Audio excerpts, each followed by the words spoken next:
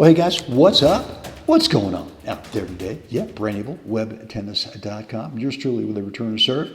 Another episode of What's the Right Shot.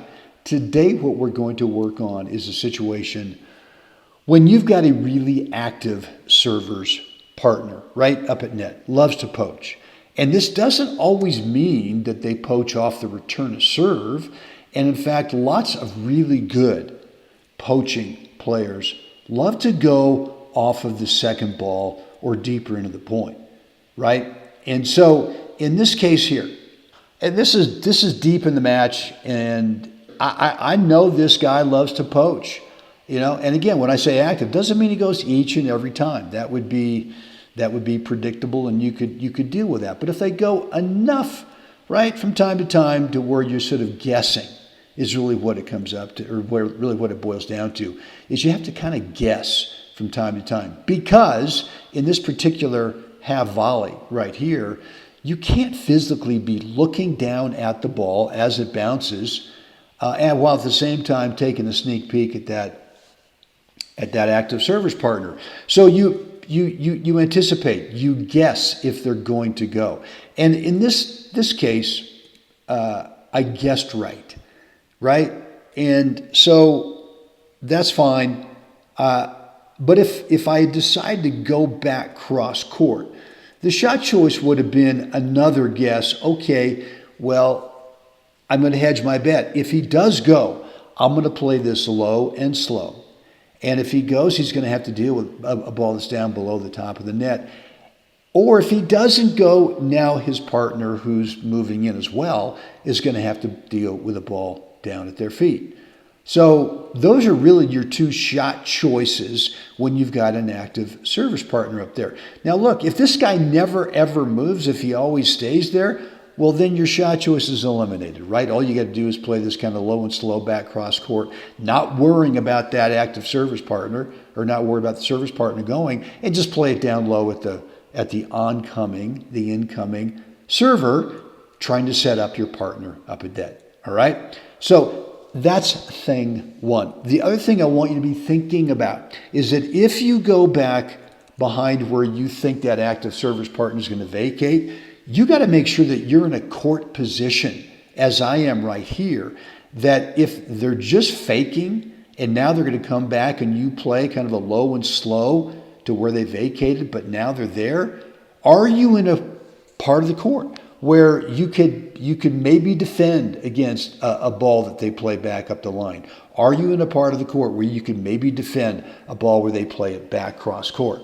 So if you're not, right, if you're too far in the alley, if you're too far in the middle, I would suggest you either go back cross court, low and slow, or maybe you play a little lob over that service partner.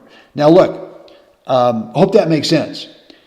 Here's something I want to show you in terms of the drill. It just takes two of you, right? And so what I do sometimes is I'll get a practice partner out there, and it's just myself and him, right? There's not four players in the court. So kind of visualize that.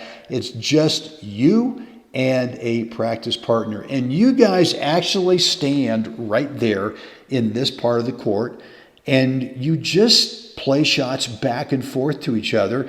And the intent is twofold. Number one, if you've got the ball, right? If you've got the ball, your practice partner now has the ball, can they play it down to your feet? And if they do, this is great practice for you to be able to, can you play a half volley back cross court to their feet, right? So it's just the two of you working on this. It's a great drill. There's not a lot of anything more than both you guys just kind of positioning yourself in this part of the court and just working the ball back and forth, cross court to each other, right? If you've got the ball, you're trying to play it low and slow to their feet.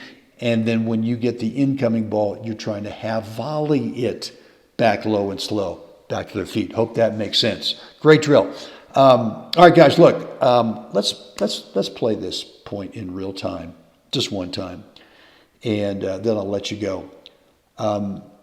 One thing I want to point out on the half volley, technique-wise, and something I used to do, didn't work out too well, and something I see a lot of players do, is that when they come in to play a half volley, is they've now committed to the backhand, but as you can see, my racket head is up, right? It's up around shoulder height.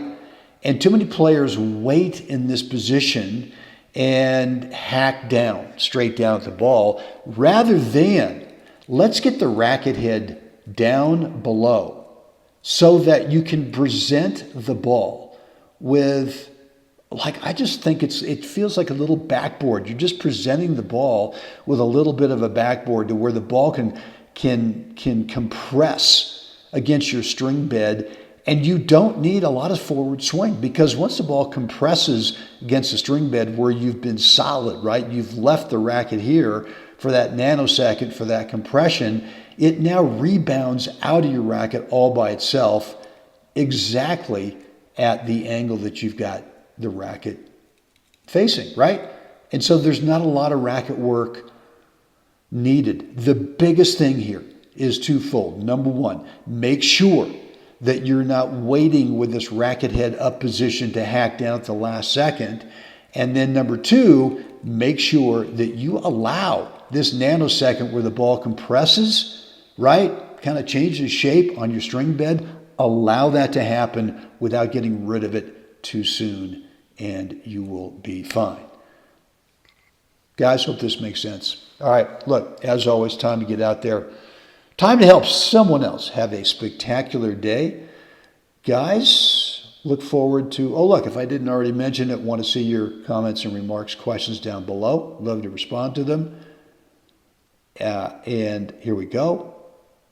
Guys, see you again next time.